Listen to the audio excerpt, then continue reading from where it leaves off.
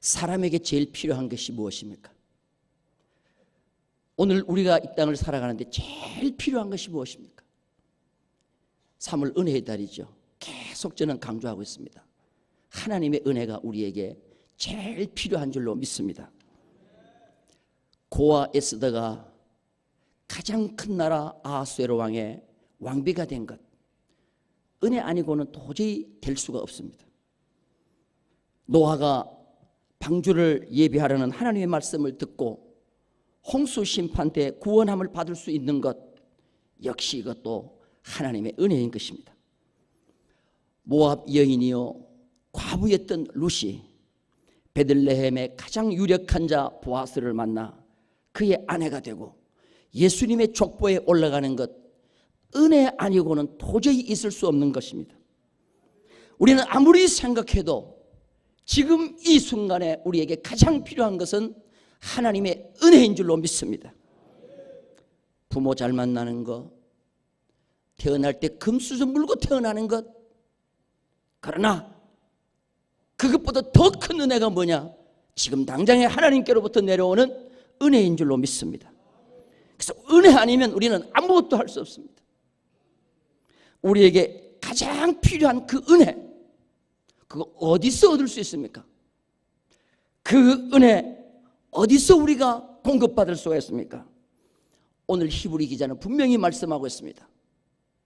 은혜의 보좌가 있는데 그 은혜를 받기 위해서는 은혜의 보좌 앞에 나가야 되는데, 오늘 담대히 그 은혜의 보좌 앞으로 나가라고 말씀하고 있는데, 결론적으로 말씀드려서 은혜의 보좌는 다름 아닌 예수 그리스도인 줄로 믿습니다.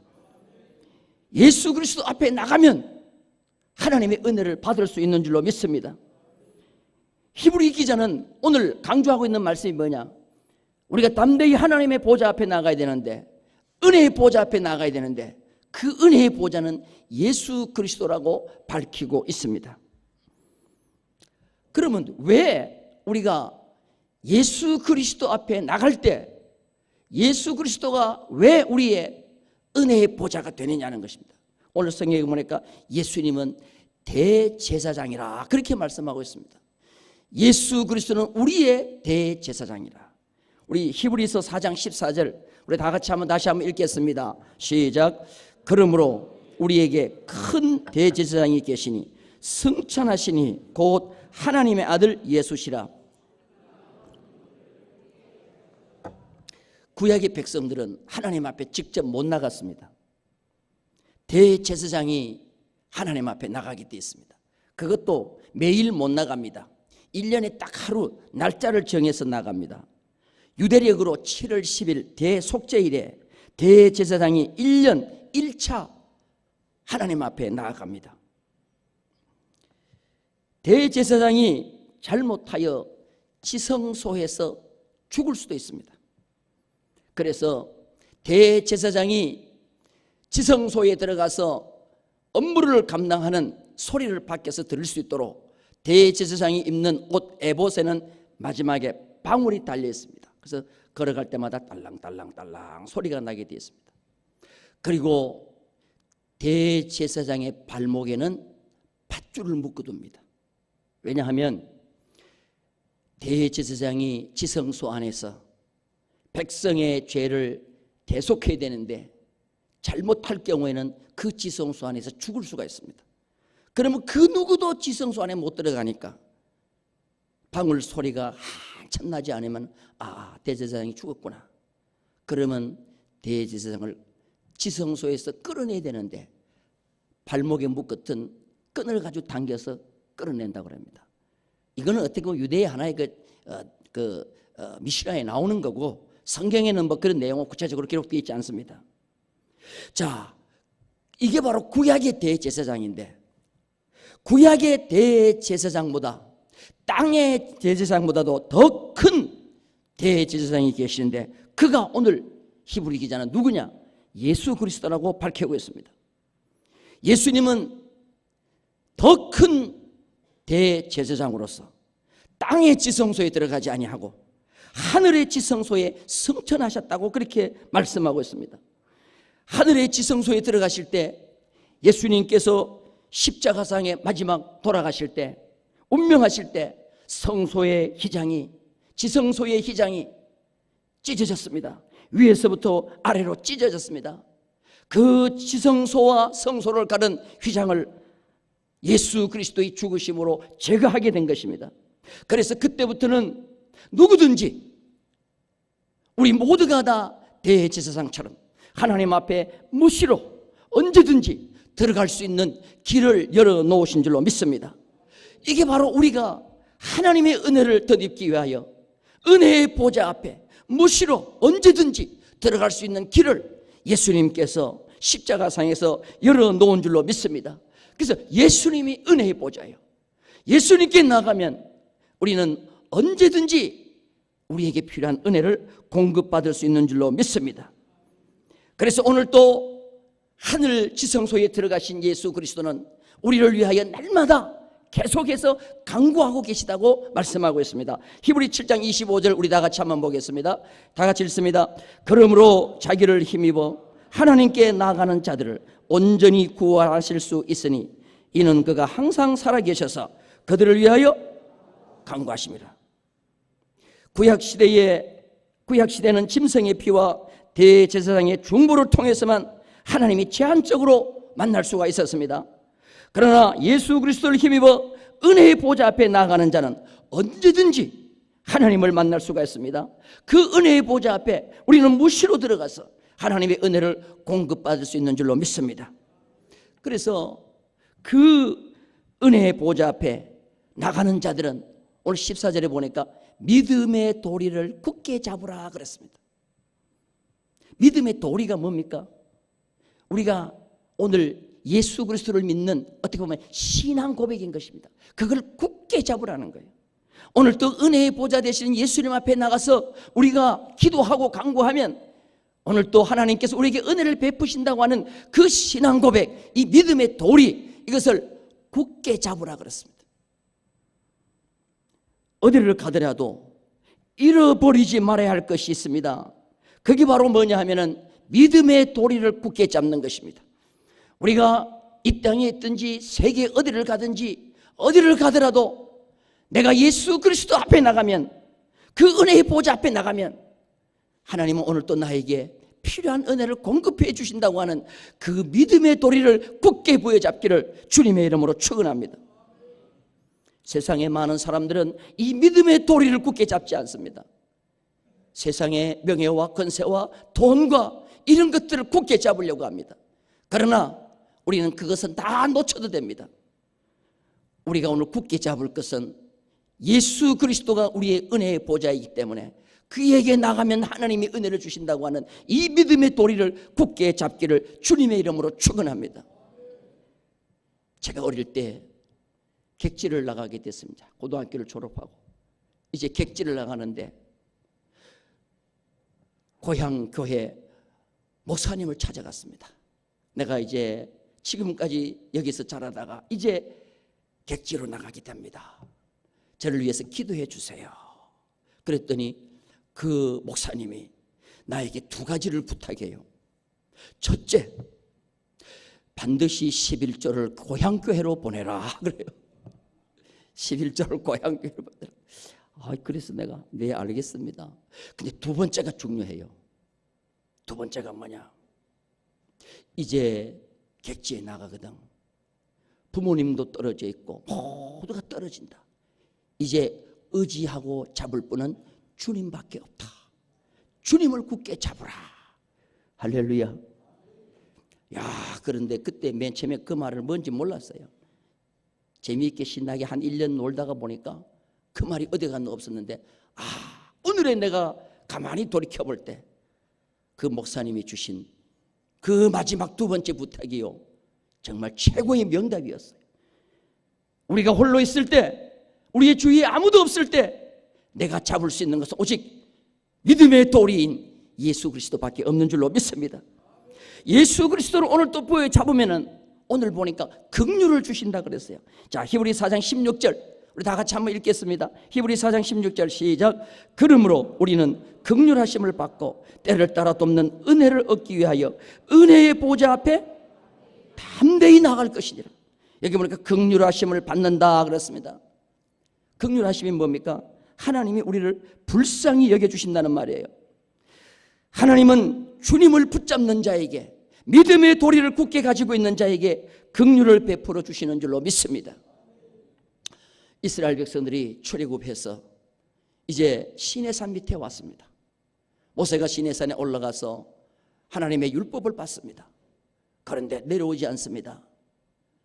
모세가 죽은 줄 알고 이스라엘 백성들은 야, 우리를 인도할 사람이 죽었다. 우리가 어떻게 하냐?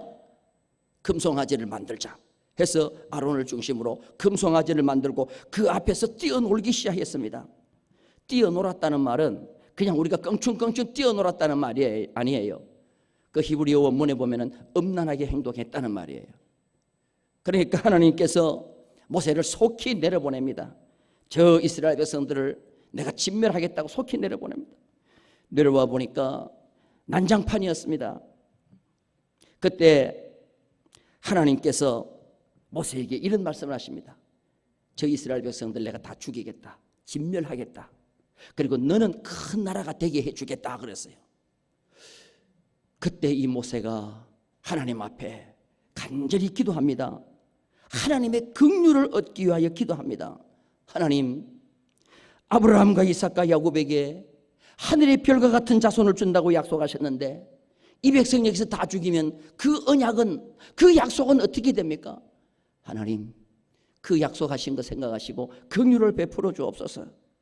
가나안 땅을 우리에게 영원한 기업으로 주신다고 약속했는데 지금 여기서 다 죽여버리면 그 약속은 어떻게 됩니까?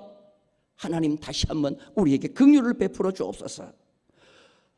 긍휼을 구했더니 하나님께서 죽이겠다고 하셨는데 당장에 긍휼을 베풀어 주셔요. 자, 우리 성경 한번 봅니다. 출애굽기 32장 14절입니다. 다 같이 읽겠습니다. 시작. 여호와께서 뭐 하시사? 뜻을 돌이키사 말씀하신 화를 그 백성에게 내리지 아니하시니라. 하나님은 우리에게 화를 내리시려고 하다가도 하나님의 긍휼을 구하는 자에게는 즉시 마음을 돌이키셔서 말씀하신 화를 그 백성에 내리지 아니하셨습니다. 하나님은 이스라엘 백성을 진멸하지 않았습니다. 그래도 하나님의 화가 조금 덜 풀리셨는가 봐. 그래, 내가 너희를 죽이지는 않지만 너희들끼리 가나안에 올라가라. 나는 너희들과 함께 가지 않겠다 그럽니다. 그러니까 모세가 또 하나님의 옷자락을 잡고 하나님 안 올라가고 우리만 올라가면 뭐합니까? 하나님 같이 가주세요. 자, 하나님 또 그 기도 들어줬을까 안 들어줬을까요? 물어보나 마나죠.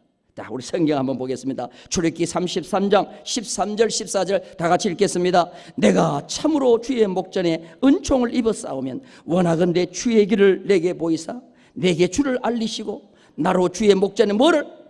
은총을 입게 하시며 이 족속을 주의 백성으로 여기소서. 14절 여호와께서 이르시되 내가 친히 뭐하리라? 가리라. 내가 너를 쉬게 하리라. 믿으시면 아멘. 하나님은 채찍을 드셨다가도 긍휼을 원하고 긍휼을 원하면 채찍을 내리시고 함께 가지 않겠다고 했다가도 또 긍휼을 원하면 그래, 내가 너로 함께 가리라. 내가 너로 평쾌하리라. 할렐루야. 오늘 우리가 진짜 하나님의 긍휼이 없다 그러면 하나님 앞에 매맞아서 다 죽을 사람이요. 나도 그렇고 여러분도 그렇고. 광야에서 금송아지를 만든 자들이 다 진멸되지 않고 하나님이 그들과 함께 하신 것은 은총, 바로 하나님 앞에 은혜를 받았기 때문일 줄로 믿습니다. 오늘 우리가 하나님께 필요한 것은 무엇입니까? 하나님의 은총, 하나님의 은혜인 줄로 믿습니다. 그래서 때를 따라 돕는 은혜를 얻기 위하여, 은총을 얻기 위하여 하나님 앞에 간절히 나가라는 거예요.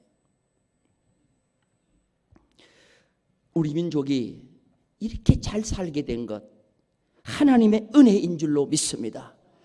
오늘 우리가 이렇게 살고 있는 것도 하나님의 은혜인 줄로 믿습니다. 한국 전쟁이 발발했을 때 얼마나 우리나라가 못 사는 나라였습니까? 우리 뒤에는 벵글라데시 하나만 남아 있었다고 그래요. 가장 못 사는 나라였습니다. 1952년도 12월입니다. 미국의 유명한 두 목사님이 한국을 방문하셨습니다. 얼마 전에 타계하신 빌리 그레함 목사님하고 파 피어스 목사님이 전쟁이 일어난 그해 12월 성탄절 가까이에 한국을 방문하게 됩니다. 한국을 방문하는데 파 피어스 목사님이 빌리 그레함 목사님에게 이런 얘기를 합니다. 한국 교회는 이렇게 어려운 전쟁통에서도 새벽마다 기도를 드리면서 하나님의 은총을 이 백성이 간절히 기다리고 있습니다. 그때 빌리 그레함 목사님이 아직까지 한국을 잘 몰랐을 때예요. 아니, 이 추운 겨울에 이 전쟁통에 전부 막사 교회에 이 새벽에 누가 나와서 하나님의 은총을 기다리며 기도한단 말입니까? 그때 바피어스 목사님이 아닙니다. 이 민족은 하나님의 은혜를 구하고 있습니다. 내일 새벽에 일어나서 한번 현장을 갑시다. 그 이튿날 새벽 4시 반에 일어나서 천막교회를 찾아갔습니다. 두 미국의 영계의 거성 목사님이 천막교회를 찾아가니 놀라운 일이 벌어졌습니다. 자그마한 천막 안에 189명의 성도들이 모여서 그 전쟁터에 하나님의 은총을 기다리면서 기도하고 있는 것입니다. 여러분, 세계 어디를 가더라도요, 새벽 기도에서 은총을 구하는 것은 한국밖에 없어요. 한국 교회밖에 없어요.